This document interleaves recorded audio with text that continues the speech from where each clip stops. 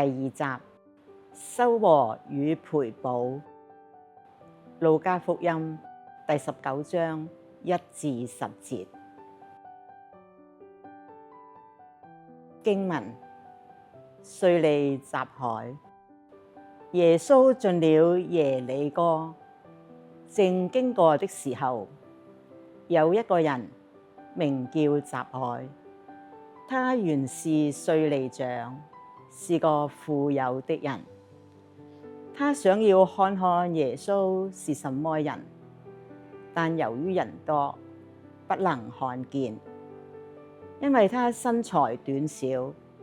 於是他往前奔跑，攀上了一棵野桑樹，要看看耶穌，因為耶穌就要從那裡經過。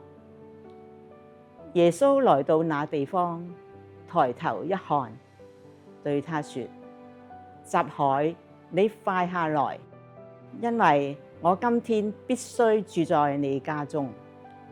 他便趕快下來，喜悅地款留耶穌。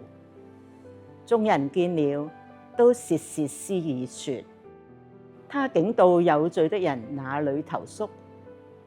匝凱站起來對主說：主，你看，我把我財物的一半施捨給窮人。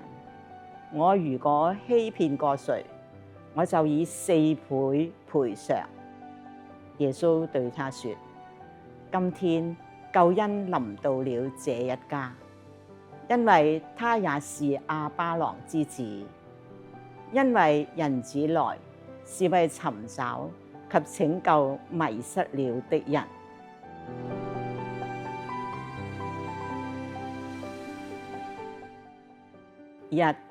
故事的背景和人物。呢個由路加聖史獨家講述嘅故仔，係十分動人同埋引人入勝。故事嘅主角係一位個子矮小嘅婦人，名為匝凱。佢居住喺一個經濟同埋貿易十分發達嘅城市耶里哥，嗰度係經商必經之路。匝凱係點樣致富嘅呢？佢嘅職業係稅吏長，係為羅馬人向自己嘅同胞收稅。他被認為是透過不高尚嘅職業致富，有時甚至利用剝削他人嘅不義行為而賺得財富，所以佢並不討人喜歡。一天，他聽說耶穌要從佢居住嘅地方經過，出於好奇，佢想睇一睇呢個瘋魔群眾嘅耶穌到底係點樣嘅。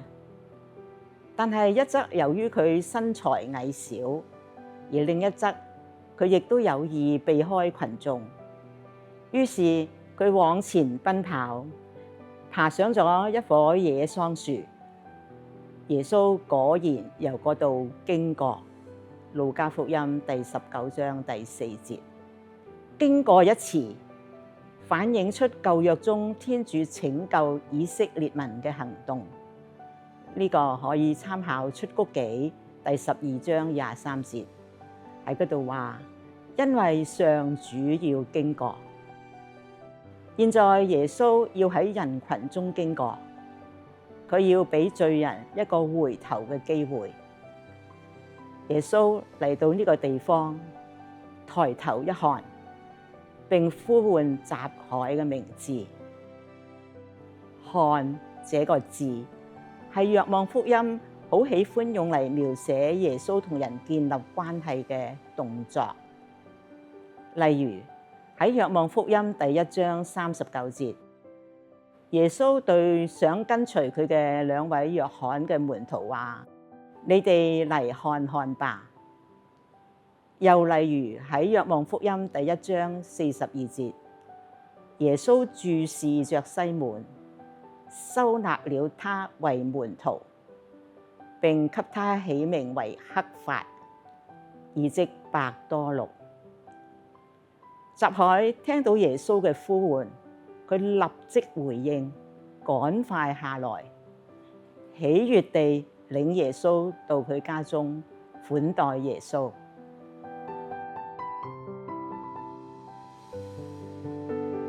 二、匝凱賠補同埋悔過嘅行為。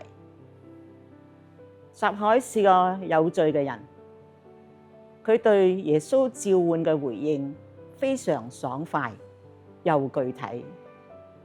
佢對自己不義嘅行為表示咗負責嘅態度，佢主動咁為自己嘅罪提出賠補。主，你看，我把我財物嘅一半施捨給窮人，我如果欺騙過誰，我就以4倍賠償。匝凱承諾向同胞賠償欺詐過嘅金錢，呢個正係佢悔改嘅表現。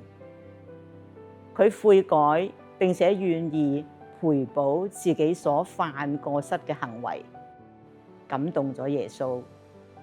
於是耶穌許諾，救恩臨到了這一家。